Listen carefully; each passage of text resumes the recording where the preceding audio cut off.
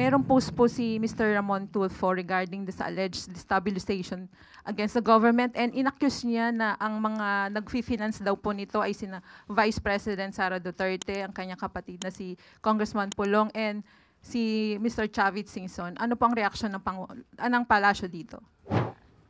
Ito po ay napansin na po ng AFP at nabanggit nga rin po ang mga pangalang katulad ni General Pokis, General Orlando De Leon at saka si Mayor Benji Magalong, although for confirmation.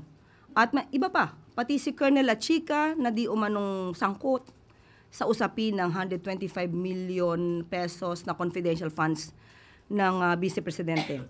Ayon po sa AFP, sa mga gintong klaseng mga sinasabi, although ito ay nasa social media, at sa kanila po, ito po ay ibinibigay na rin po sa kanilang intelligence community, iminomonitor, inaalam ang katotohanan. Hindi naman po ibig sabihin na nasabi sa social media, ito ay agad na dapat paniwalaan. So kailangan po nilang i-validate, at sa ngayon po, ayon sa AFP, ito po ay pinamomonitor at binigay na po nila sa intelligence community nila.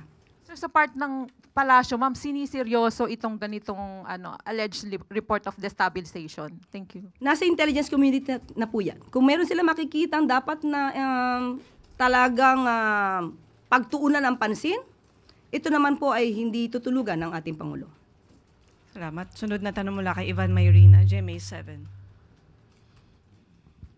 Ma'am, sa kaugnay na issue, hindi ho ngayon lang lumutang itong ilan sa mga pangalan. Nabanggit niyo po si retired General Pokis na isa daw po sa mga lumapit kay AFP Chief Romeo Bronner na mag-withdraw ng support at suportahan yung mga kilos protesta.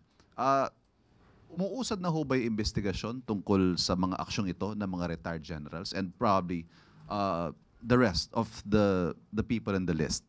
Kailangan po kasi talaga maimbestigahan ito at kasi maaari sabihin nila ito ay freedom of expression.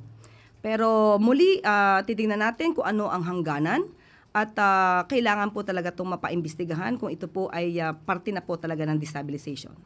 So sa ngayon po, wala pa tayo sa punto na pwede na nating sabihin merong nalalabag na batas itong mga taong ito na nasa listahan ni Mr. Tulfo? Wala pa po tayo masasabi kung sila ay may nilalabag na batas. Kailangan po maimbestigahan ito na mas malaliman. Salamat.